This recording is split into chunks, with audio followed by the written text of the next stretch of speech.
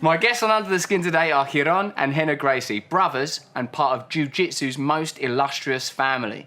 As sons to Ryron Gracie, known worldwide for creating the UFC as a way to bring his family's Jiu-Jitsu style to the attention of America's masses, Ryron and Rener have continued to perpetuate their father's legacy while carving out their own name in the Jiu-Jitsu family tree.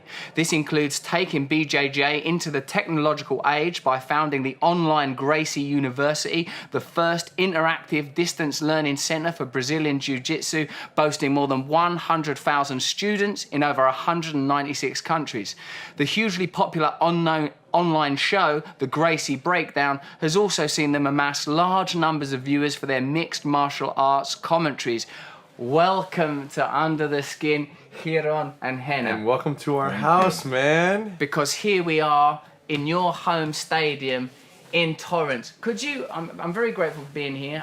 So that people at home know, I've been training mostly with Ryron for just 1 week for 5-hour-long sessions. And the thing that fascinates me most about Brazilian Jiu-Jitsu, people that are fans of martial arts will be aware of its efficacy, of its power. People that know your family and your online work will know that there is a sort of a peculiar component to what you do as a martial art, which I've been particularly struck by, a kind of openness and a kind of warmth, and a kind of love. There is something about it that surprises me a great deal. To start this conversation, could you explain to me a little about Helio Gracie and the foundation of what is known as Gracie Jiu-Jitsu? Helio Gracie. Our grandfather, for those who don't know. First, thanks for being here. This is awesome for us. We were delighted to get the call that you were here and wanted to train Jiu-Jitsu.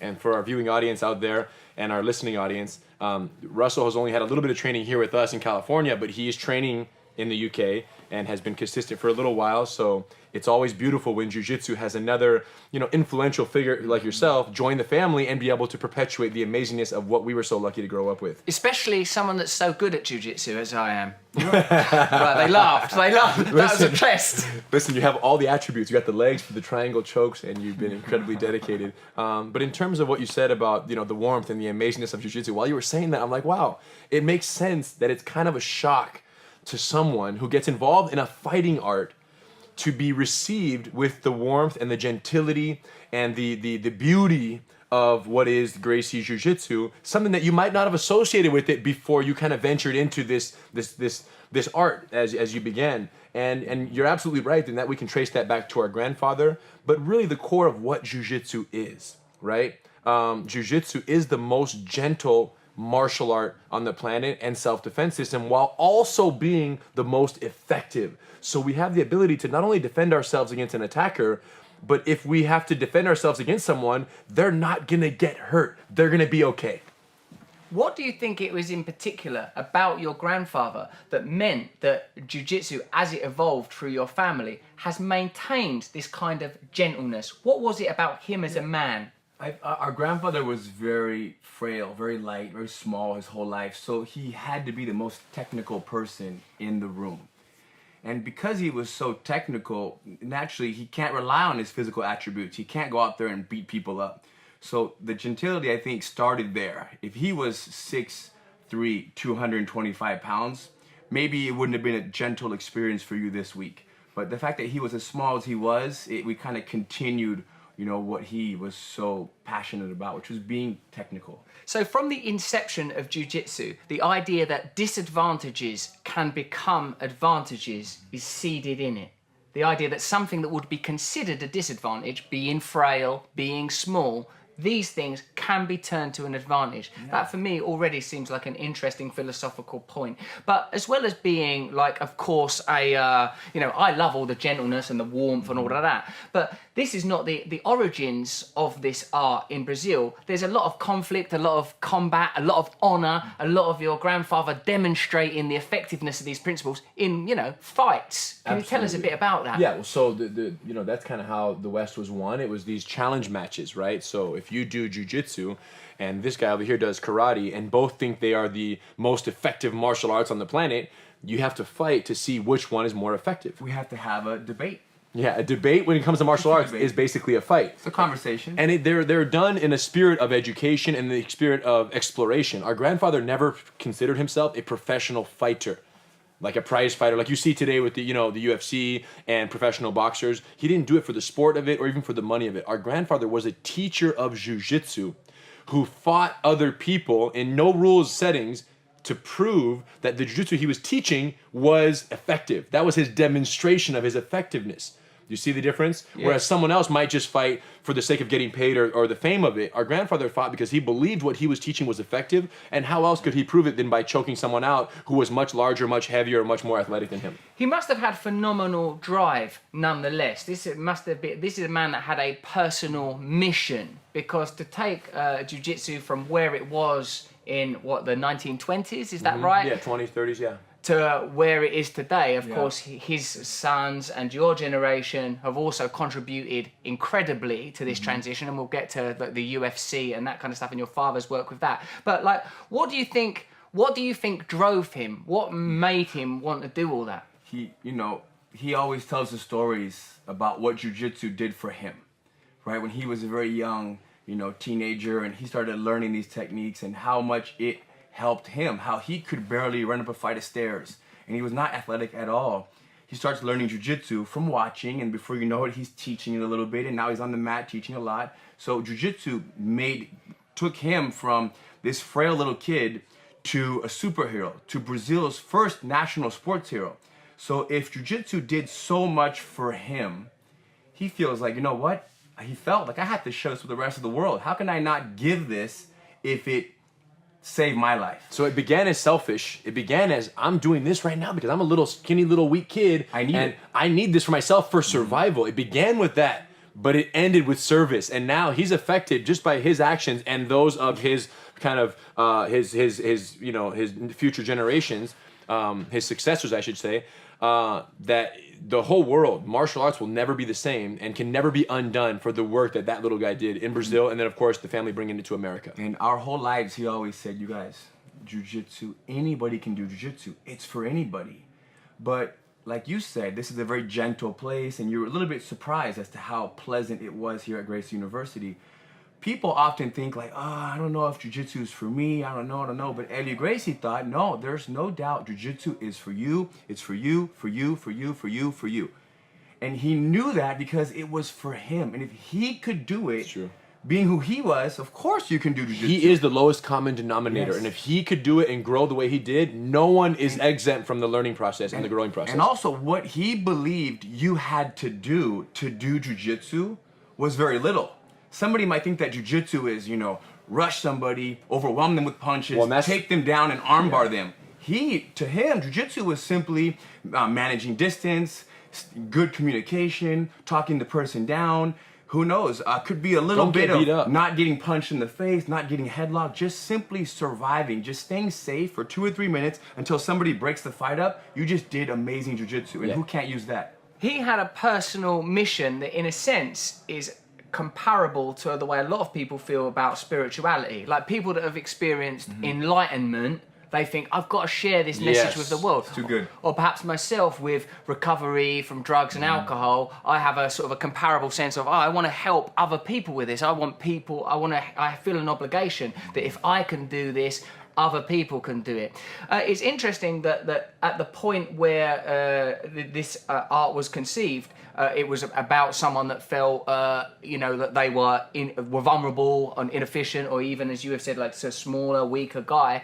Now, this is something that's still relevant to me learning it, because as we have discussed when I've been having the personal sessions, it's like, for me, it's about accessing an aspect of myself that I've not been comfortable accessing before. It seems important that within this forum that superficially could be seen as being about strength, domination, control, vulnerability is a significant aspect of it.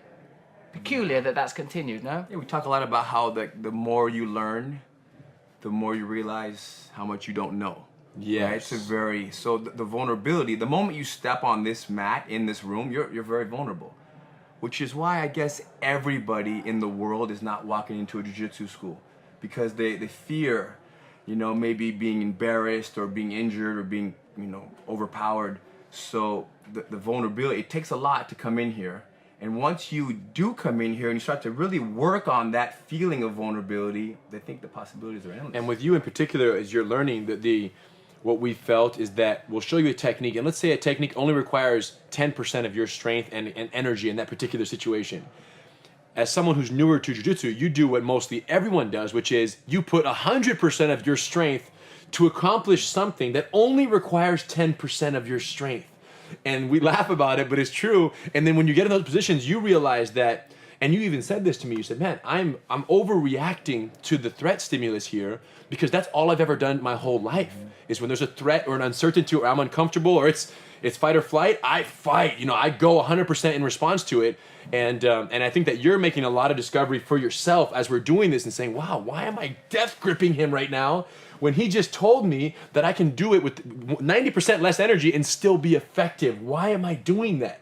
Right? And that's important to kind of reflect on. Well, he hasn't taken that technique into battle. It's true. He has not tested it enough to trust it like we do. I trust the move to where I can use 10%, 15% because I know I believe in that move as much as I believe in anything in the world.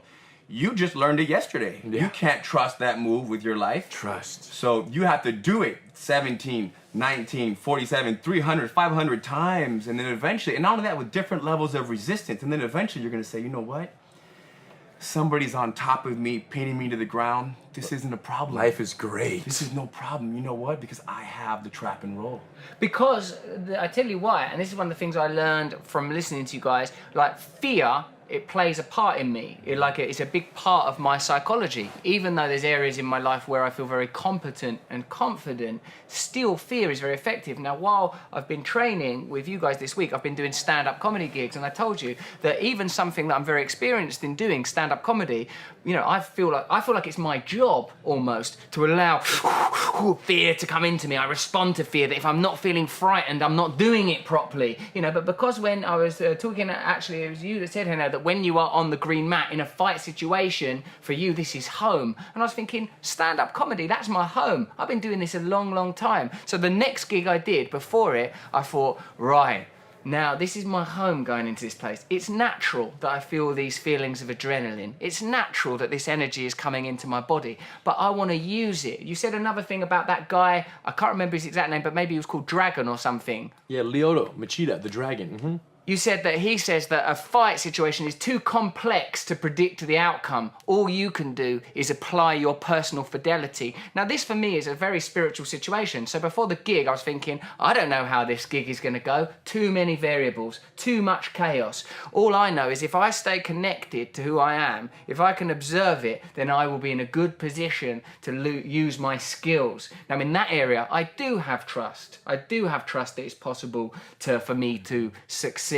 But like in a new environment, and one could say this is a very primal thing you're dealing with, whether you're male or female. Fear, the idea that another human being can dominate you, humiliate you, use you, this is ape energy, maybe even lizard energy. This is energy that's deep, deep, deep in the consciousness. So these techniques, I think, are possibly, it's changing consciousness. It's changing consciousness.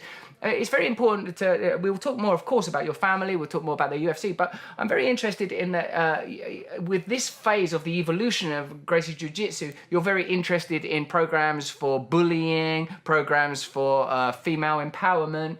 Would you like to talk to me a little bit about that stuff and why it's significant? Well, that was a big deal for us. Like, we grew up in a family and in an era where everything was about proving jiu-jitsu's effectiveness. So it was fights. It was my dad created the UFC to show that jiu-jitsu is better than all the other martial arts. And Hoist went in there, our uncle, and did very well and put us on the map, essentially. Our grandfather did all that previously in Brazil. So this proving era was a very aggressive state of proving. And it came off as, as an era of just showing superiority, but it was really demonstrating effectiveness so that students would say, wow, if I'm gonna learn something, I'm gonna learn what those, skinny Brazilians are doing, because if they could do it, so can I. That was the goal there, was to inspire the eagerness to learn. That was accomplished. And it basically, 1993, UFC 1, 94, 95, and then since then, it's been a known fact that jiu-jitsu is the quintessential art for MMA, so everyone kind of accepts that. But where we are today, and him and I coming up through that era, and we were, early teenagers when that was happening, and then we had to mature through that and figure out what was going to be our calling and what was going to be our focus for the family. What's our contribution to this legacy? And the conclusion was the demand for jiu-jitsu was unprecedented. The world wants to learn jiu-jitsu. What didn't exist is structured distribution mechanisms to get jiu-jitsu from our family to the world in structured, demographic specific ways that would reach and penetrate all the necessary audiences so that everyone could benefit. Because teaching jiu-jitsu to a police officer who has to go arrest a suspect non-violently and keep his gun in his holster is different than teaching it to a survivor of sexual assault. And it's different than teaching it to a kid who walks to school every day with his hands sweating because he doesn't know when that bully's gonna approach him. Every one of those needs jiu-jitsu, but how you communicate it to them is completely different. So what we are responsible for is the specialization of jiu-jitsu into demographic specific courses. Gracie Bully Proof for children, Gracie Survival Tactics for law enforcement, Gracie Combatives for the everyday civilian who wants to learn self-defense, man or woman, just in the least amount of time possible, Women Empowered to defend against sexual assault. All of them are based on the same principles, same concepts, same techniques our family has been perfecting for almost 100 years, but every single one of them is communicated completely differently to their audiences. So that was really our biggest contribution, and then putting that online so that all of that was accessible anywhere in the world through GracieUniversity.com. That's really cemented our contribution, and now it's just growing, and we have more teaching to do, but it's all in that thought of making it available for everyone. Literally, jiu-jitsu for everyone. Jiu-jitsu then is a kind of a language, even from my personal experience of jiu-jitsu, prior with the excellent teachers I've had back in the UK at Genesis Gym. I'll give them a little shout out because I love them, Paul and Chris. Like, what I'm thinking is, oh wow, this thing is I feel like I'm a little kid saying, the cat is on the mat, while they're able to say, this feline creature rests now for a moment on the mat. Like watching them move, watching the patterns, the lucidness, the vividness, the beauty of the language. Now, so the inception of jiu-jitsu, as we discuss it with respect to your grandfather, was about, first of all, this is able to overcome my feelings of vulnerability and weakness. Secondly, this is the most effective form of combat against even other trained fighters. And now what your personal mission has become as the heads of this part of the family, as the heads of this journey, is you want this language to be understood by people everywhere. Yes. 100%. Yeah. Anybody who, like you said, walks this planet has insecurities, right? Everybody's worried. Everybody's scared. Everybody's worried about their personal safety or the safety of their loved ones. So there's going to be some time in your life where something's going to happen. When that day comes, we hope we can provide the jiu-jitsu that they need to get through that hard time. But it is literally different languages, Russell, for each audience. Communicating to a woman, if you just speak to a woman who wants to learn for self-defense and to defend against sexual assault, jiu-jitsu in the conventional sense, the conventional way that 99% of schools out there teach jiu-jitsu, and you were to have her come in and just try a beginner class at a school, she would see no immediate and direct application between the grappling idea of two people sweating on each other, rolling around on the mat, and the potential for defending against sexual assault. She would not see that connect. Now, is there a connection? Yes. But she would not see it. So what we have literally done is created adapters to make the same principles communicatable to this person, woman, child, cop, anything that makes them say, oh, this is not only effective for me, this was designed exclusively for me.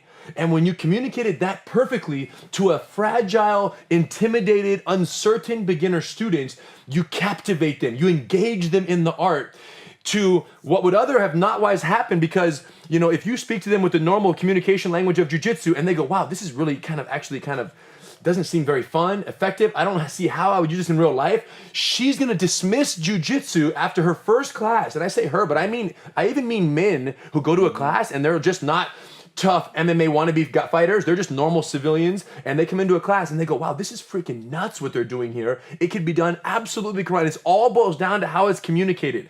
So the answer is yes, everyone needs jiu-jitsu. Everyone can benefit from jiu-jitsu, but if you communicate it wrong, it's a disaster. And this even course to course, like even within the beginner Gracie Combatives course, you have 3 new people on their first day. Yes. Even those 3 have to be communicated to differently. That's how special. There's a 225-pound kid that just came out of college, playing football for 3 years in college, and now you have somebody who works at Bank of America down the street. Those are 2 different people in the same class. Program. 2 Same different program. energies. How are you making these individual evaluations? What signs are you reading of how a person needs to be taught and embraced? What are the things they are conveying? We already know everything we need to know. From the handshake.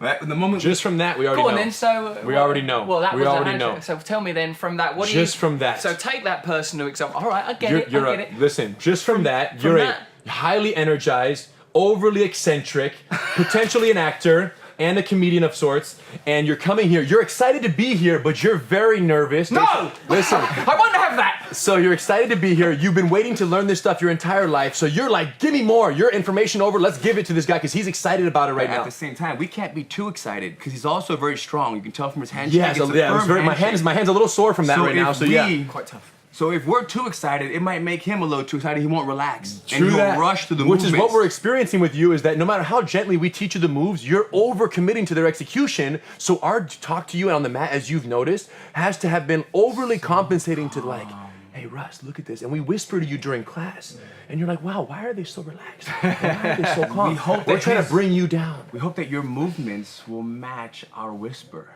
And then you'll become the jiu-jitsu whisperer. When did you learn those things? Which these are psychological and anthropological skills. These are not. They obviously clearly intersect with martial arts. So when you're little kids with your father and your uncles and whatever family members were significant then, how are you being taught this stuff at the same time as you're being taught this is how to do a triangle? Our grandfather always talked about how whenever he touches someone, they start getting weak. And he has this energy about him and this aura. And what he meant was that if I put my hand on you and my hand is like this, no matter how tense you are, it's not gonna take too long for you to also relax. Versus if I grab you I'm already and I'm tense. squeezing, it's gonna make you tense. So when you're fighting somebody, it's to our benefit to fight somebody, but find every moment we can to relax so that we can bring their energy down. We can calm them down, make them feel safe, And you're make them feel comfortable. You're not saying just a student like Russell. No. You're talking about we're fighting the opponent who wants to kill you. I'm talking about and how How's we that? and how we teach him. In the fight, you hypnotize the guy. I'm soft to make him relax, but when I'm fighting somebody, I relax to make them go, And then And he then I chokes go, him. whack. He slices him. But to answer your question, let's get back on the anthropological aspect of the connection and the the connection. Let's talk about this idea of where we learn how to teach Yeah, and how connect did you like learn this. that stuff as when Let's you be was clear. kids? The world knows the Gracie family as a fighting family for 100 years, since 1920. It's almost 100 years now. That's what the world kind of sees on the surface. We don't feel that way at all. We feel that we're part of a teaching family for 3 generations, almost 100 years. So as much refinement, dedication, obsession that has been dedicated to the process of choking out other human beings, that's been a very obsessive process for the last 100 years. As much as we've spent on that process, an equal amount of time and energy has been spent on refining the ability to transfer our skill set to other people. Is that really true? 100%. So as much as you're saying, oh, get right into the crook of the arm, it's very Yes. important, you're saying this is the best way to communicate. 100%. And that's why we are at the forefront of certifying other instructors around the world to do the same things that we are doing. And we have 150 schools today who are all certified to teach all these curriculums we're telling you about, not just the same techniques, but communicated in the same way and in the same teaching methodology. And that's an obsession of ours as much as the fighting itself. It wouldn't have made sense for my grandfather, fathers, uncles, cousins to choke everybody out, all these challenges of other martial arts, and to prove that jiu-jitsu was the best and not be ready to receive the thousands of people that now want to learn what they just proved to be effective. How was it to grow up as young men, transitioning from childhood through adolescence and puberty with the natural imperatives to impress your masculinity and individuality on your family environment, when what goes before you is a sort of a warrior class? What was it like being teenage boys? What's that like? Every day I proved my warrior spirit on him. Yeah, I'll tell You you. know, that is so true. I proved to my family and everybody all my uncles and cousins and my grandfather that I was a warrior by how much I could beat him up. So as a young kid, he did receive a little bit, I'm sorry. But that was me trying to prove that I was a warrior, and it was a big thing. There's a little pressure, especially at the age of 13, 14, of wanting to be, you know, what they were, which is, you know, these, like you said, it's warriors. But as you know, as time passes, we quickly realize that what they are is not just warriors, but they're more than warriors. They're here to help people and to save the world. So I didn't necessarily see my uncles and my father as these fighters. I saw them as men that were making a difference and changing lives. So that aspect of it, the sort of social and compassionate aspect, was you were aware of that quite young. I think that might have been even a little stronger, especially because I didn't go down the route of fighting professional, being an athlete and a fighter. I went down the route of a teacher.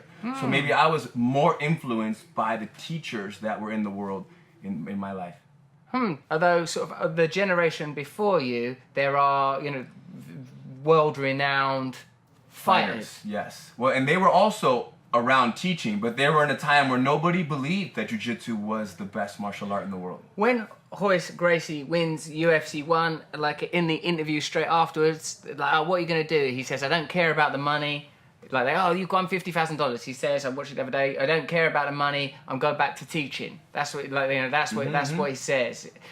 So, like, it's clear that whilst there is the imperative to prove, presumably for honor and for mission, the efficiency of this martial art, there is a sort of a dedication and a devotion that's not just about glory, glamour, superficial things. Yeah, I mean, if you fight, that's a phase. You can fight for 3 years, 9 years, 12 years, but you can teach jiu-jitsu forever. And there's nothing more rewarding than giving people this magic.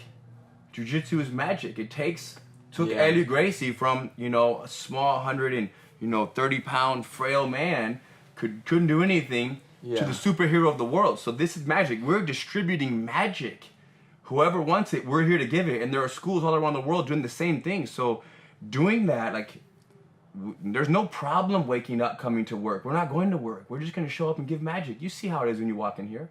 I think that part of the reason why this concept of, wow, you guys there's just such a humility towards, you're here to serve, you're here to teach this, and not to bask in the glory of winning UFC 1, and why Royce wasn't very ostentatious or like, too crazy about it.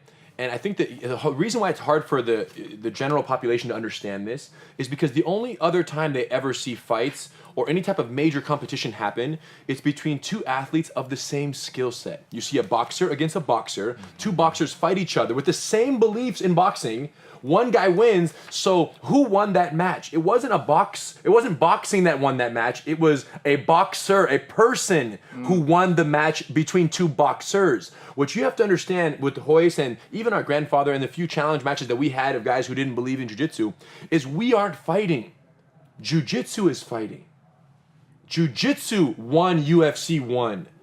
Royce did not win UFC 1. Jiu-jitsu won UFC 1. And it beat karate, and it beat savate, and it beat boxing, and it beat these other martial arts, right? It was more effective than all those others. So that's very important to understand. It is important, and it's also a very significant, again, to keep banging on about it, it's a significant religious idea. Most religions are built on the idea that your individual identity is not as important as the ideology that is managing your consciousness. That if you and also surrender, the idea that you surrender, that you are only a vessel for 100. Islam our grandfather or Christianity. 100% believed that it wasn't him who won any fights, it was jiu-jitsu. Royce, when you see him after UFC 1, perpetuates this same conviction that, listen, you guys, I'm here, but jiu-jitsu is what is special. And I have other brothers who can do just as well as I can. I'm not the only one. I'm just a representative. Oh, he very outspoken about the fact that other brothers could have done what he did. And he was chosen because him and my dad had a good relationship, and Royce was one of the smaller members of the family. So it was actually a more impressive demonstration of jiu-jitsu's effectiveness for someone smaller to be that vessel. But absolutely, jiu-jitsu is a religion. And what that does, it tells the whole world that anybody can do it. Anybody can jump on board and join this religion of jiu-jitsu. I want to ask a little more, because there's a very interesting moment in that first UFC where your father, I believe, presents your grandfather with sort of a trophy to honour him. He's very intense, your grandfather, huh? Like the energy is a very still, intense. I mean, even this image of him here that people watching visually will see, there's something, he's emanating something. He got a kind of monk energy, you know? Like, what was he like as a human being? This is like, he's intense, right? There's humility, while listening when he was talking, there's humility. But this is a person that is very, I know some people that are swamis, priests, etc. There's a very sort of a peculiar energy, a peculiar emanation. Yes, he was, I don't know, I think present and unfazed. I think to him, very few things actually mattered to him. Yeah. You know what I'm saying? So the point is, no, he didn't hear that. He's right here. If you're talking to him, he's talking to you. If he's teaching you, you're the world to him. Oh, wow. And if you do right by him, he'll do right by you, the most loyal guy you'll ever meet. And if not, he'll just, you know, if you guys aren't together, we're not together. Like, it's very all or nothing with him. It was very real with him. There was never any in between, and you know, absolute. And that moment you're talking about when he received the award, he was very, you know, the way that he was. It was still in between Hoy's fighting. Oh yeah, Right? the Hoy's final had to had still happened. fight That's again. true. So he's still he's fighting that night. That's true. Jiu-jitsu's fighting. His family's fighting. Jiu-jitsu's fighting. So he's still in fight mode, right? Because remember, he did this his whole life. This has been in so many arenas. So he can't quite be smiling yet. He's still gotta be. There's no celebration yet. Yeah. How come that this award was given in that context? You know, 'cause Was this UFC 1? Well, yeah. UFC So, won, so how come? that's therein lies the product of when the person who created the UFC basically can do whatever you want. Right, so this is your father. Oh, my father is giving an award to his. So it was a little bit. How do you say it? A little bit. You know. My dad was holding all the cards, so he created the show, and he wanted to honor someone, and he believed that is the original Ultimate Fighter, and without him, there would be no UFC. So as the creator, you're allowed to do whatever you want of the UFC. You're allowed to do whatever you want, and to honor the guy who gave birth to you, who gave birth to the ability to even create this type of entity through which to communicate martial arts, you can do whatever you want. He did what made sense. It makes perfect sense to have this guy in the octagon at UFC 1 receiving the award. Especially to everyone who knew the award. Now, there were some people who booed the occurrence. Well, that's people, 'cause I know, because they just want to see more fighting. they want to see more people. Who is this guy? Why is he getting an award right now? We don't care. We want to see more punches and more beer, and let's just get crazy right now. So there was that audience. But anybody who knew the origin of jiu-jitsu, the UFC, Gracie family, this is absolutely If meaningful. you're enjoying the UFC, okay, thank him. Even today. Thank him, and thank our father, Ryron and Gracie, and thank every Gracie who's ever fought and put their neck on the line against other arts to get it to the point where it could be this spectacle on television. How do you feel about how the UFC has permutated? It seems to me like the UFC has become a huge spectacle, and it's hugely successful and must be generating a lot of revenue, but from a person that doesn't know very much about it, it seems that what it's had to do in order to do that is to let go of many of the principles of its foundation to align itself, as many sports have done, with the principles of consumer capitalism in order that it can be more spectacular, etc. So is that? I mean, well, everything you just said is what we feel. We feel that jiu-jitsu or the UFC began as something that was exclusively designed, make no mistake about it, as a vehicle to demonstrate the effectiveness and superiority of some arts and the insufficiencies and deficiencies of other arts. That's the only reason it was even conceived. It was just to show the difference of different martial arts, and it served this purpose. After UFC 4, 5, 6, right in that pocket, everyone said, wow, that little Brazilian guy wrapped up in the white pajamas, he's gonna win. You know what I'm saying? Like, that guy, he's gonna tie you, watch, he's this little skinny guy's gonna... And once you started becoming where you knew the outcome before it happened, jiu-jitsu had made it to America and to the world, and mission accomplished, we'll call it, from an education perspective. And then since then, things started changing on the production side. They started adding time limits and rules and weight classes, and they modified the format so much so to make it more friendly for television. And then eventually, thanks to Dana White and the Fertitta brothers, they made it a sanctioned sport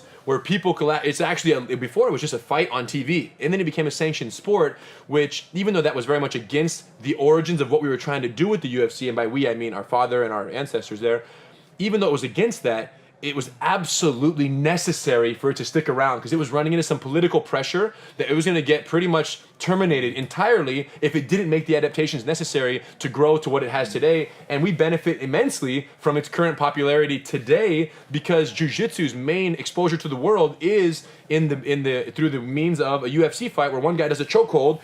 that, rear naked choke or a triangle choke, which is now a household name because of the UFC and because of the, millions, billions of viewers worldwide. We can say that the UFC today doesn't allow jiu-jitsu the way Helio Gracie practiced jiu-jitsu to be demonstrated. It's tough for you. Because of the fact that you have rounds, it doesn't allow you to let your opponent exhaust and burn energy while you're conserving energy. It forces a little more of you to push the pace.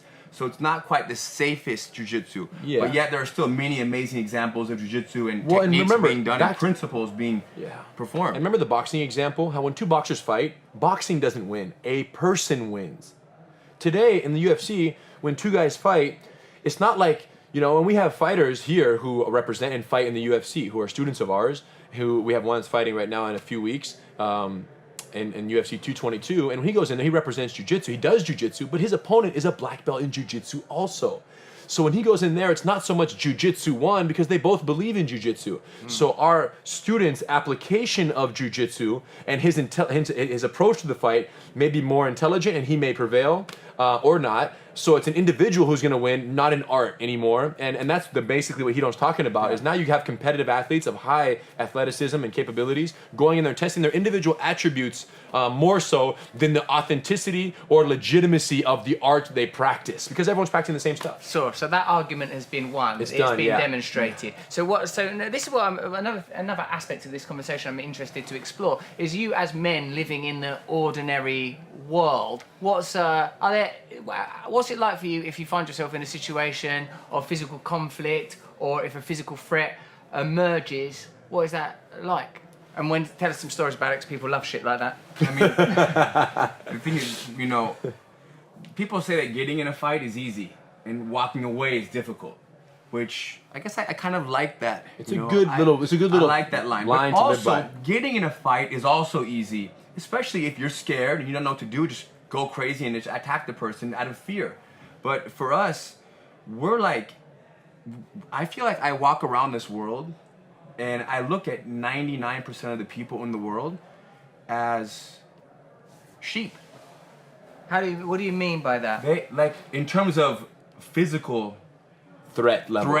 to me, they're all sheep. So if somebody happens to be cussing at me in a car or honking at me and flipping me off, or in line at a restaurant, there's disrespect done, I look at that and I say, man, there's zero. I don't even get, my heart doesn't even race anymore. Huh? What about the Disney World melon example? I was at Disneyland and I had a melon in my hand, and as I walked into the hotel, this man called me. He said, "Look at that guy carrying his melon." I was with my girlfriend, my wife now, and he said, "He must be a faggot." And then I had the melon, and I said, "Is he talking to me?" I said, "It must be." I'm the only guy with a melon. No, Not everyone's got a melon. Yeah, I have a It's an unusual accessory. So I looked and I thought, man, this guy, why would he say that? And I looked at the guy, and he has 2 kids with him, a 7 and a 9-year-old. And I just smiled and I said, wow, have a good day. And that's it. But there was I didn't feel like, what? And I was with my girlfriend, especially being with a woman. Good. You can feel like you want to defend Your honor honor, in front of her. Stand up and show how tough you are, yeah. But the fact that he was 5'7" made it a little easier to walk away. Maybe if he was 6'5" and really big and a potential threat, I might have wanted to prove a little more. But then again, I don't even think so. I would have still looked and said, "Sir, is everything okay?" Just to be clear, I want to. If he really wants to fight, we kind of have to give him the option. For you, your confidence in this martial art has moved you to a place where the circumference of fear is much further away. For you, violence or confrontation or combat is something that would only occur when absolutely necessary. Probably much more likely to happen to me because I'm like if something like that happens, for me, panic, fear, chaos, demonstration. People don't realize how much they contribute to making a street fight happen. That's interesting. Right? When there's an argument between 2 people, there's a talk, before you know it, we're yelling, then there's pushing, now they're punching and they're fighting. So we're contributing. We can either make it a fight or we can make it a conversation that ends right there. So knowing how to respond to somebody that's pissed off that you took their parking spot, or who you accidentally look at their girlfriend in an inappropriate way, knowing how to speak to that person, it means everything. And how you speak to them stems from how you feel. And if you feel like everything's okay and that you're not going to be hurt and that if you do get in a fight, it will all be fine, then you're going to speak from a much more calm But if you don't place. feel safe, if you don't feel prepared to handle the physical altercation that might happen, you're going to respond in fear, and that fear is going to escalate the combative energy between us. The way you have to look at it is you have to imagine that between Hiron and I, there is a meter, and everything he says either increases the combative energy or decreases it. Everything. There's no neutral.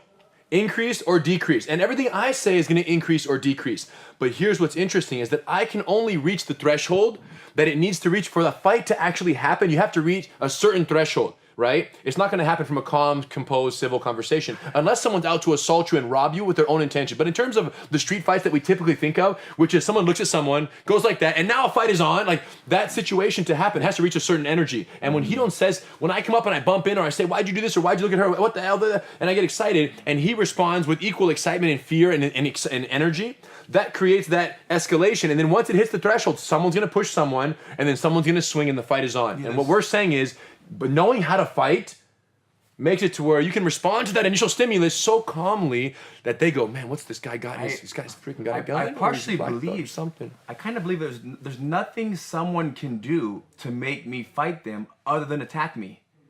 Right? Now, even if they had their hand on my shoulder, like, yeah, you don't know, man. Even then, they're not attacking. They're still talking to me. I don't take that as an attack. Whereas most people, he put his hand on me, boom, it becomes a fight. So there's very few things you can do to make it a fight. And what is one? Throw a punch. That's it. To go for a headlock. That's it. Anything other than punching me or trying to grab my whole body, there's no fight going down. It makes me realise that in my own life, not even outside of the idea of physical combat, in the idea of just emotional relationships where there will be no physical conflict, romantic relationships even, the equivalent of putting the hand on my shoulder, I'm too easily triggered as a person. I'm too busy looking for problem, fear, like it's too much in my makeup, you know, like it's too much in my makeup. But a more local example before we drop it deeper again. What about, you told me the House of Blues story? Yeah, so I like this little story. So my now wife Eve, then girlfriend, we're at the House of Blues over there in Anaheim. We were watching our friends Ozo Motley, amazing Latin dope crew, and they're doing their music thing, and I'm in there, and it's great music. And I'm standing with Eve, and it's a semi-crowded situation, and there's a guy to my immediate right here who basically created his own mosh pit. By himself. By himself. He's moshing alone. He's just boom, going. And he bumped me once, and I'm like, all right, I'm a passive, patient, gentle guy. And he bumps me again, and I'm like, he's having a good time. But it got to the point where, you know... You wanted to mosh with him. Did you want to mosh? Join It got to the point where he was making it unpleasant because I was not able to focus on the party. And then I thought, well, we could just move. But then the problem is I would permit him to continue his behavior, which would make it unpleasant for other people around him. So... the conclusion was made that he had to be dealt with. And I thought, okay, you know, it's very noisy. And I couldn't just say, excuse me, sir, excuse me. It would be too out of the, I had to get his attention. So this might be the first time there's a necessary physical demonstration. Is it possible? Can you cover this? Because you did. Yeah, I can stand up right here. It was pretty fascinating. Yeah, so I'll do it to Russell then. Yeah, so he's here moshing. Yeah, I'm moshing a chair out of society. I say, hey man, I can tell you're having a very good time. But I'm not right here with you bumping into me every second. So why don't we calm down and let's continue to watch the music. So what are the significant aspects of that? Well, first of all, I just had to, and I didn't yell at him. I whispered to him. Like, it was like that. Even though it was noisy, like, I was so close that I didn't have to yell. So as you can see, when I entered right here, it's one hand on the neck. I don't like that feeling. One hand on the tricep right here. One hand on the tricep. So right now, elbow me in the face right here. Can't, I'm too close. Turn and punch with the other hand. Got you right here. We're in the clinch already. We got him. Okay? So I have a tactical position right here of safety, but this right here sends a message. What does it send? Control. It's like, I think with animals, like when you put a puppy in your mouth, you know? I don't put puppies in my mouth. When a mum dog puts a puppy in its mouth, I think that's sending a very old message deep into the biology. This brought him back to when he was like 4. And his dad would grab him and like, hey, you don't color on the wall. Stop, we don't know about your past. We don't know about your past, but all we know is this. Listen, the guy stood absolutely still, and he didn't even look at me. That's what's crazy, is that he wasn't even in a position to look at me. Like this thumb right here has a little bit of a pressure point. It does, I feel that. Yeah, and I just whispered this right here, and he knew what he was doing because he knew he bumped into me already. So after I let go, I said, are we cool? Yeah. Good. All right. So like, And then that was it. And I didn't move. And he didn't mosh anymore. The mosh pit was done. He left. That's the end of the moshing. And here's the deal. He didn't know who I was. He didn't know what I had. He could have fought me. I mean, I did assert myself a little bit there. But that was a situation where calm, assertive, accomplish many things, because when you can remain that calm and put your hands on someone if you have to, or even in communication, let's say it was a totally not noisy situation, and I said, listen man, your behavior is getting a little out of control. I don't appreciate it, and I'm gonna have to have you calm down a little bit. And I can talk to him like that, and I can be calm and composed and direct with someone. People appreciate that, and they go, man, either he has a gun, or he's a black belt at something, or he knows something. And that, that the ability to compose yourself that way comes from jiu-jitsu. It's so rare. I will say that the territory of putting your hand on someone's neck and doing that, I think that's already jiu-jitsu master territory. I think for me, if I was going to confront someone in that kind of way, I think that would be a little too. I think that would be a little too aggressive to do that. Yeah. So because it's for me, I think I wouldn't be feeling very calm. Basically, it's good to know that the things that you did was you spoke quietly, you did something that was controlling. I think for most people that are novices, the kind of situation that's going to happen is when someone directly confronts you. Or they just have an attitude with you. Yeah, and what we say is this. Egos and alcohol. 99.9% of fights, altercations that happen today would be completely non-existent if you remove the egos and the alcohol from the equation. Right. Simple. I've taken the alcohol out, but the ego is bad. I know you said that on the front door, the doormat here, it says, leave your ego here. Mm-hmm. Why do you think that? What do you mean by that? It's you're the feeling that you have to prove to everybody that you're the best. It's the proving ground in many ways. Everybody wants to be the best on the mat. So don't worry about being the best. You can try to execute proper technique and defeat each other, but this idea of, you're greater than everybody else. What's funny about that mat, though, is that it says leave your ego at the door as if you have a choice. You don't. Right. What's crazy is it should say, pick your ego up right here when you leave. That's what it should say. Because it's not coming in with you. Because whoever comes in here with the ego, guess what happens?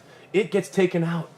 And when it gets taken out of you, if you can let your ego, my point is, even when you come in for your first class, we say, hey, Russell, how would you escape this position? And you go, I can't. And then we say, well, try this. And you go, man, that's much better. So you had to let go of the fact that you had the answer in order to learn the new answer. You have to empty the cup to fill it back up again. So when someone comes in, if they get into the class and they don't want to accept the fact that they don't have the answer for a particular threat scenario, they can't learn the new answer, and they typically will leave before they ever do. So the students who stick around, all of them have to detach themselves to some degree from their pre-existing egos. Otherwise, you won't even make it in the building. And one small thing, and speaking on egos and alcohol, this idea when somebody confronts you in the street, right? Just very natural, and the words are exchanged and looks. When, if you want to avoid a fight in a heated moment like that where there's words being exchanged, think about what you have to do in that moment, and it's your ego. You have to be okay saying to whoever it is that you're arguing with, I apologize. I crossed the line. I made a mistake. I see why you're angry. I see why you're frustrated. I shouldn't have done that. I don't know what I was thinking. How can you want to fight me when I say, hey, you're right. I don't know what I was thinking. You're right. I crossed the line. I'm going to move back. I'm not going to do that again. That's self-defense. If we instead feel like, and maybe I was right, I can say, no, you shouldn't have said that. And I was here first. That kind of attitude, there's no point. It's going to lead to a fight. We're willing to do whatever it takes not to fight. And there's good reasons why, you guys. Listen.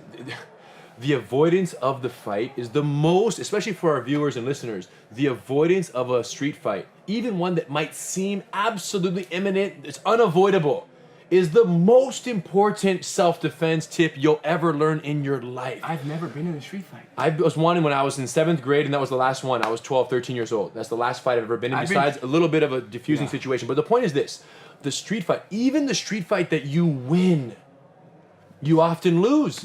Because think about this, you get into a fight, you fall down, you take someone down, your elbow hits the ground, you get stitches, you gotta go to the hospital after, you get an infection, staph infection, and you won the fight. Let's just say you won. Mm-hmm. Or, let's say for our friends who don't know jiu-jitsu, you get into a street fight, someone puffs up, you puff up, they puff up, you puff up, you swing and you crack them and you chip their tooth, and now you have a $20,000 dental bill on your hands because we live in a litigious society. Mm-hmm. So self-defense doesn't just mean how to avoid getting knocked out. Self-defense means self-preservation. Preservation of your finances so you don't get sued. preservation of your body. If you get in a fight and you get beneath someone and you're in the bottom of the guard, and let's say they have a bloody nose because you hit them on the way in, and now they're bleeding on you, there is bloodborne diseases or transferred the diseases and the bloodborne illnesses that can be transferred. So you don't want someone bleeding on you in a fight. You want to avoid anything that has to do with the fight. So this idea of don't fight because it's the right thing to do. No, don't fight because it's a stupid thing to fight. If you can avoid it at any cost, you want to avoid a fight. And I feel like too many people think about self-defense as just the ability to win the fight, not the ability to avoid it altogether. It's very difficult to overcome that because we live in quite a martial society. We live in like, if you take the example of what's happening in UFC, something that started as a demonstration of the efficacy of a particular martial art in universal or open conditions became controlled and regulated for the purposes of commercial purposes. It seems to me as well, another thing that I'm learning from my early experiences of Brazilian Jiu-Jitsu, that it's very much about awareness. It's about having an awareness of your life as a whole, like, I don't want to get into confrontations, and an awareness of the present. While I'm listening to the two of you talk, I'm continually thinking, these are universal principles. These are applicable outside of the art of jiu-jitsu and outside of combat. That when I'm approaching my work, when I'm approaching my relationships, stay in the moment. Think I'm with this woman for the rest of my life. So why do I want to have a big argument where I say something damaging? Or with my child, I have a relationship that lasts forever. So it's not, it's just, in a sense, it's like the combat and conflicts, because it is so vivid, it's more obvious, it makes certain principles more obvious that are also applicable in all communication, because I suppose, as we've said earlier, this is a language, this is a form of communication, and one of the things I've noticed with both of you, and even that demonstration, is that's a communications expert. That's someone who knows how to communicate in a very, very expert way. And possibly the reason you've not had any street fights is because for the last 20 years you've been neck clamping people every time you leave the house. In my defense, I only did that one time. But I will say this, regarding the principles you're referencing, it's beautiful because, we talk about self-defense and fight and not fighting egos and alcohol, but what's crazy is that for every one time that I've ever had to touch someone, there's that House of Blues, and there was the one in 7th grade. I have applied jiu-jitsu, absolute core jiu-jitsu principles on the business front, on the personal front, 1,000 times to 1. What's an example of the application? Welcome to the party, bro. Let's talk. Which one? How many do we have time for? So this is what's so beautiful. And here's what's crazy, Russell, is that this is true for our lives 100%. Jiu-jitsu is life, life is jiu-jitsu. Because these principles are universal that we're going to demonstrate. They're combat principles. There are 17 known combat principles that apply to everyday life and to business and to relationships. And we'll talk about a few, whatever we have time for. Let's do them. But here's what's crazy is that our students who train with us start for self-defense, but they stick for the life application of everything we're learning here. Once you've trained for 6 months, including you, 5, 6, 7 months of good jiu-jitsu, you'll never need to train again for self-defense reasons. You'll be okay. You'll know how to manage distance. You'll know how to avoid getting knocked out. You'll at least won't go to the hospital, and you're good to go. That's all you need for a fight. Just don't get beat up. You'll have that ability in a few months with jiu-jitsu. But then why keep training for 16 years? Because every single day you come to class, you're reinforcing principles that we're going to demonstrate right now. All right. So what are we going? Now we're on the floor. Yeah, now we're here. Come on. It's going to be you two. I'll commentate. So, commentate, because our friends at home who are listening to this, we're going to do the best we can. But let's just demonstrate one here called position before submission. Critical principle. The right move at the wrong time is the wrong move. Hidon is right now mounted on me. It's called the mountain jiu-jitsu, both knees over my body. And one amazing submission from right here is he pins the arm down, he locks his elbow in, he goes under my arm, grabs my own wrist, and this is called the Americana arm lock. All he has to do right now is slide my hand down, and my shoulder will dislocate right here, and I'll be in excruciating pain, and I'll either tap or scream. Fight's over, he wins. Americana arm lock. Great technique. And what was that principle, Rener? Watch. Position before, so he's mounted on me. Go on my guard, Hidon. Now Hidon's gonna go inside my guard. It's called the guard, inside my legs here. Very common position in MMA. He's gonna do the exact same technique. But watch, dive on it, Hidon, dive on it, watch what happens. And now fight's over. So why the exact same technique was completely useless, and not only useless, but actually dangerous for him, using the technique from a different position. So as he dives across and goes, Americana arm lock, right? It looks correct. Hand grabs, his other arm will go under. The problem is this, when you do the Americana from within someone's legs, lock it up, they can create an angle on you, shoot this leg through, and they can get up on your back. Because my legs are around Hiron's body, I have control of the position even though he's applying the right submission. So the question then becomes, what are the implications for this? You can join us down here or have a seat there, Russell. The question becomes, what is this actually? Oh, show Pumas down here. Yeah. The question becomes, what is the implication of this in an off the mat sense?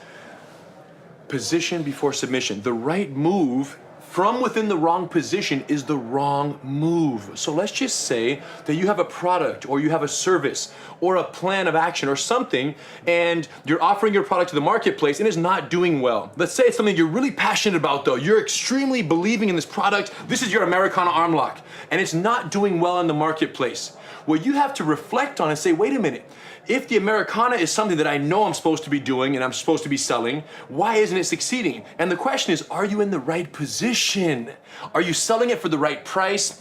Are you offering it to the right market demographic? Are you highlighting the correct and most beneficial benefits or properties of the product or service, and to make sure it has the most effective penetration in the marketplace? Maybe are you doing it for the right reasons? Yes. Are you doing it for the principle of service? Are you doing this to create common good? So is your position correct on what you're offering correct? or servicing? So this is the first principle. one principle. Position. Position before submission. So you can have the best Americana. If you do it from the guard, you're dead. If you do it from the mount, you win the fight. Same Americana, different application position, and it's completely different effectiveness. The question is, what's your Americana in your life, and are you operating from the right principle and the right position? Failing forward. You don't get me in the guard. You're going to do the arm lock right there. Check this out, you guys. So the question is, in the guard, beautiful technique for Hiron, and we talked about how before, I should not go for the Americana because he can take my back. But let's flip the script now. What can he do from the guard that is so amazing? If I'm strangling him or choking him, he creates an angle, his legs fly up, and he breaks my elbow right here. He's holding my wrist, he's hyperextending my elbow with his hips, and I either tap or snap right here. It's a done deal. Okay, beautiful technique.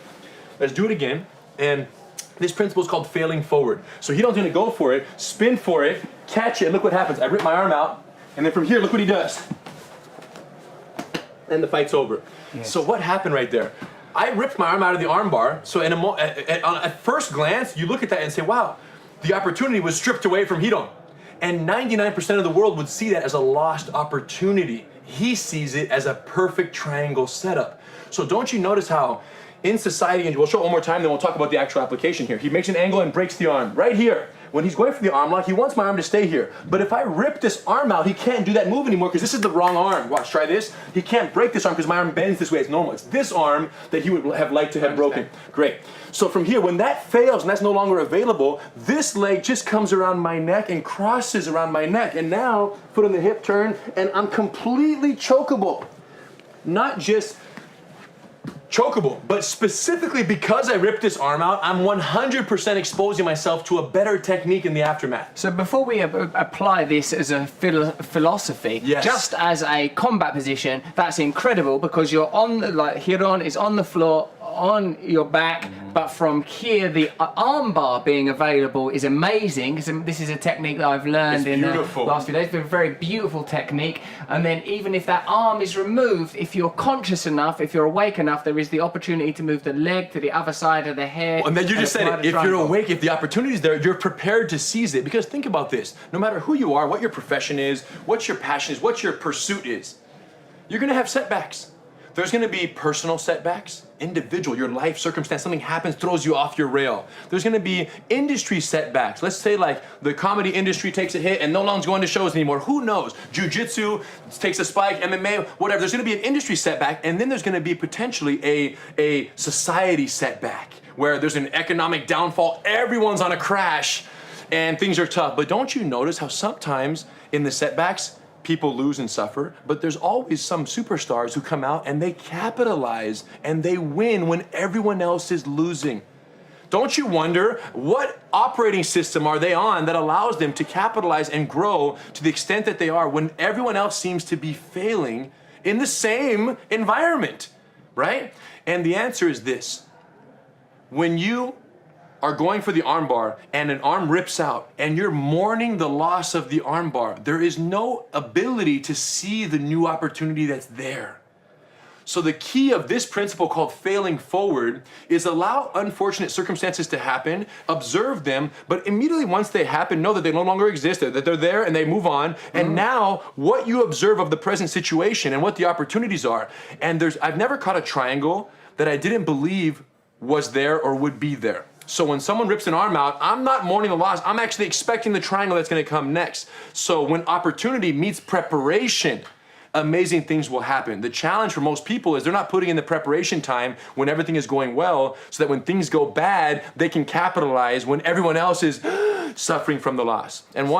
So your mentality in life or on the mat is that when something could appear to be a crisis, that this is going to be an opportunity for you. Now, this is something, again, I have to place this in a framework where I understand it. And I said to Ryron the other day that, like in a stand-up comedy situation, if I'm in a good frame of mind, if someone shouts something from the audience, this is brilliant. This is an opportunity for me. I'm going to be funny with that person. I'm going to talk to that person. But if I'm feeling nervous that night, I just think, no, that's messing with my deal. This is not how I wanted it to go. So again, this is a spiritual principle of non-attachment. This is the principle of allowing the world to be how it is and responding to it, rather than thinking your personal will is what's important. Now, don't you see, though, Rener, that there is a continual, for me, it seems like there is a tension between any principle of individual mastery and the principle of of surrender. How do you get into this position of expertise as martial artists and keep yourself kind of grounded? How do you do that? How do you not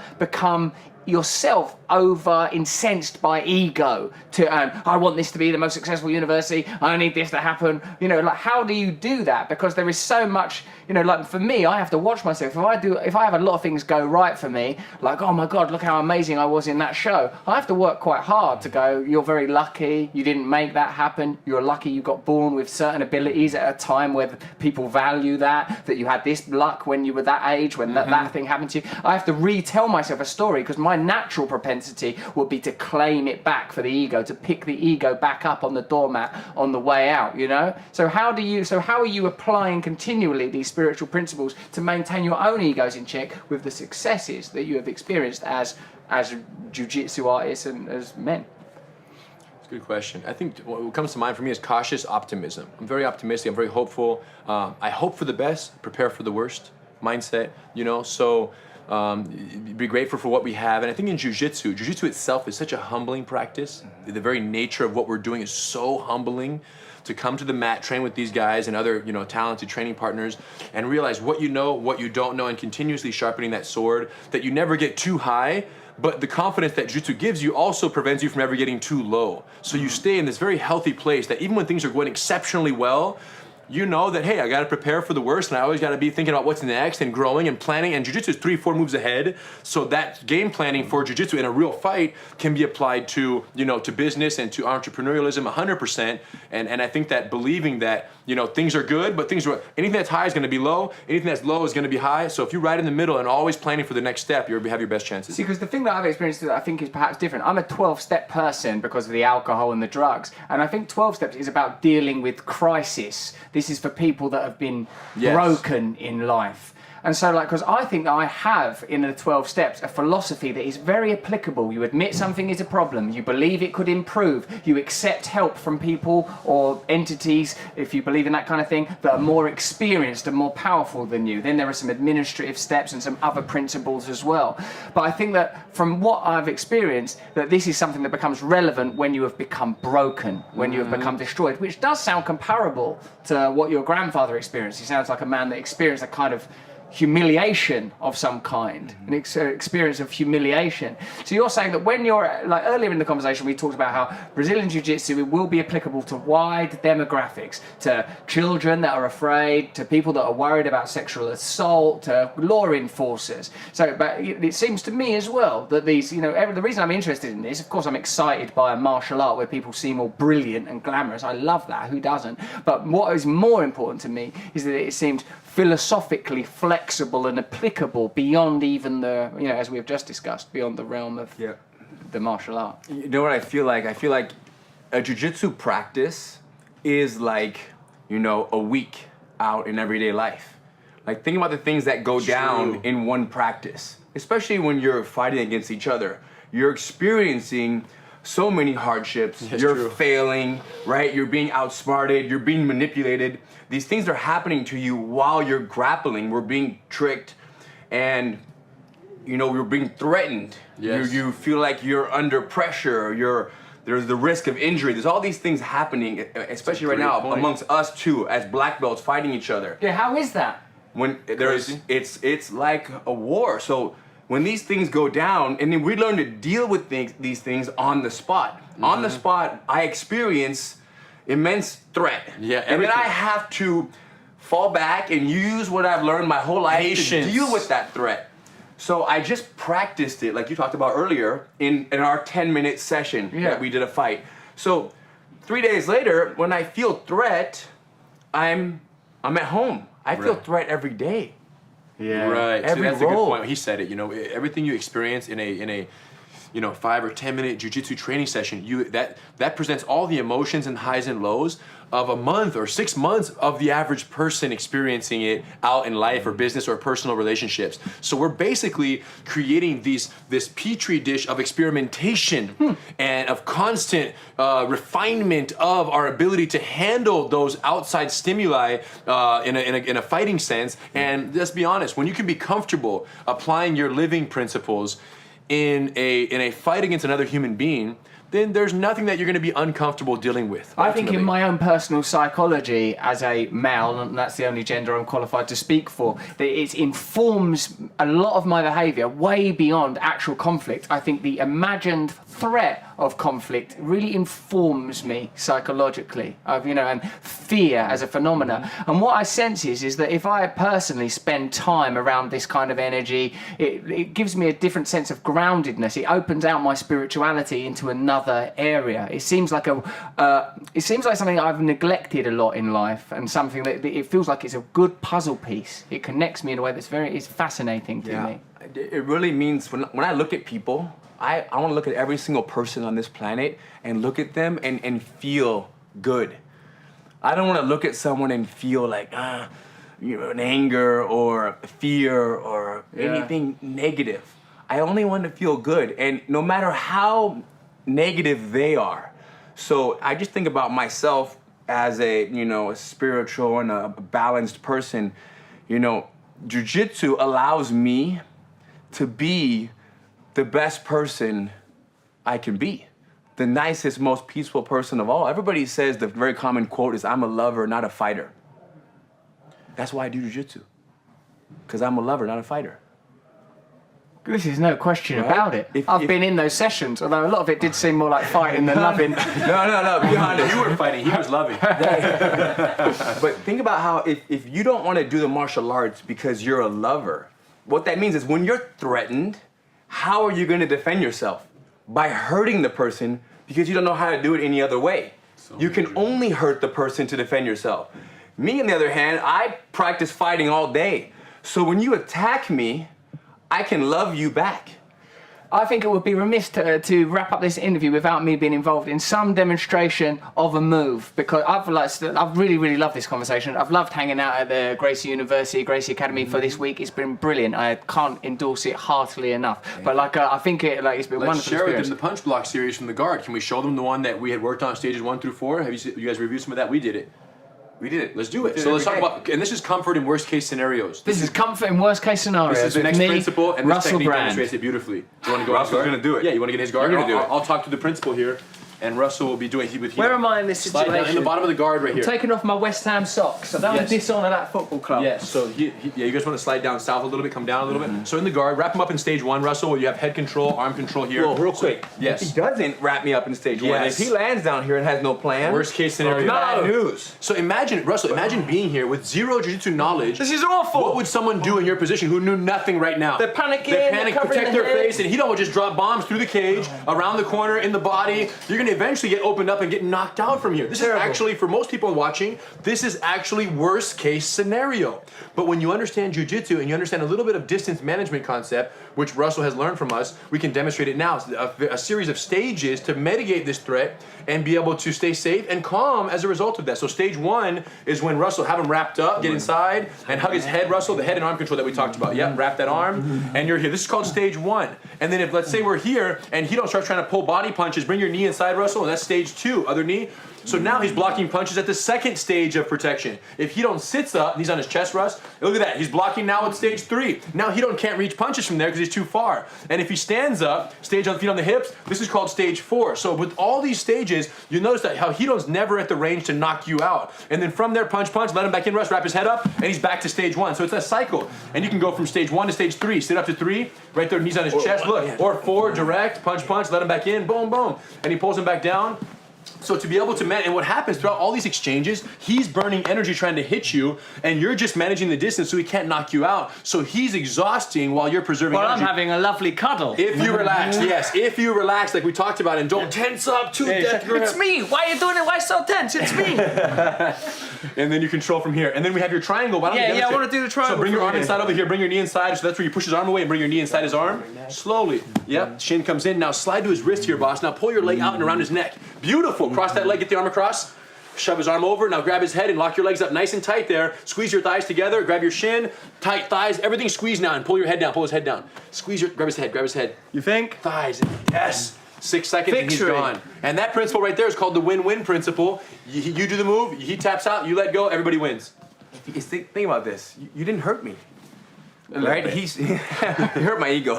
He neutralized punch. You went for a triangle, and I feel a little pressure on my neck, and then I tapped or I cough a little bit, and then you release. Right. He didn't punch my face in, break my nose. You didn't have to. He could let go of me and say, hey, is everything cool here? So awesome. And I kind of half fell asleep. Let's say I passed out a little bit, and now we can stand up and have a cup of tea. There doesn't have to be this no beating. alcohol. That was because I'm English, right? No alcohol.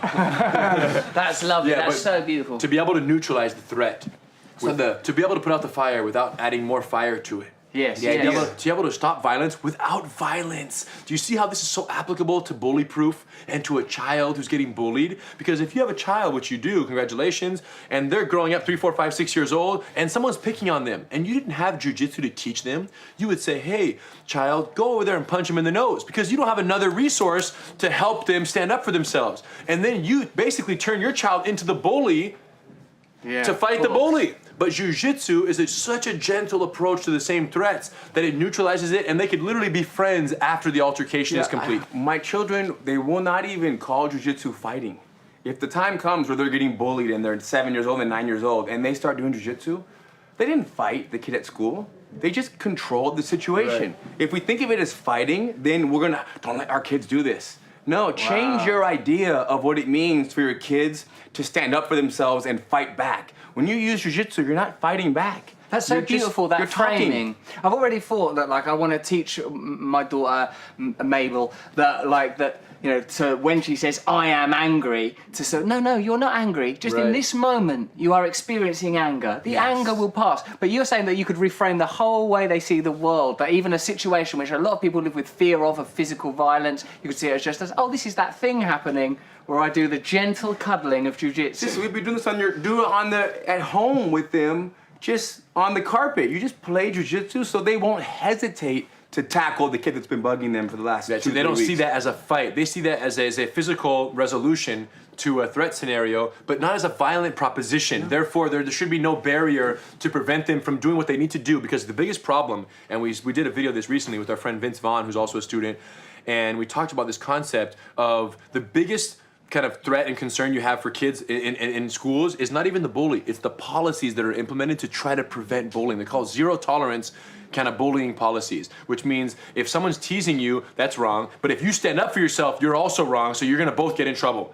And that's a problem, because then a child is paralyzed by a policy and will not defend themselves because they're not allowed to fight at school. Anybody who's involved in a fight is wrong. Both kids get suspended. So you have a policy that's meant to help the victims of bullying, but it actually enables the bullies, because if I tease you and poke you, I know you can't stand up for yourself because you'll get in trouble if you do. So the good kids are handcuffed, the bad kids take advantage of the fact that no one else can stand up to them and they can get away with all the bullying they want. So it's a parent's job to say, hey, son or daughter, whatever the school policy is, don't worry. You can always do your self-defense. You can always neutralize any threat against you in a nonviolent way, and you're never gonna be wrong with me. And if it's wrong with the school, I'll deal with the school myself. But a child needs to hear that from their parent, otherwise they remain handcuffed. Serious.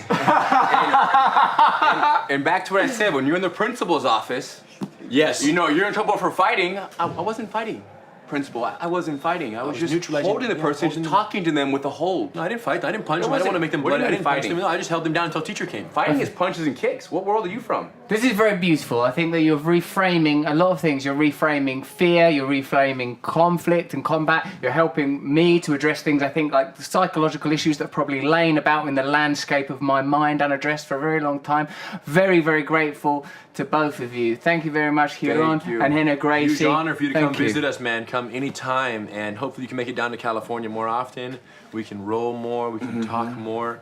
I'm going to be doing a lot of push-ups between now and when I next see you. I think you're going to be impressed with the results. Thank you so much. Thanks Huge both honor. of you. Thank you for being Cheers. here, Nice bro. one. Nice one.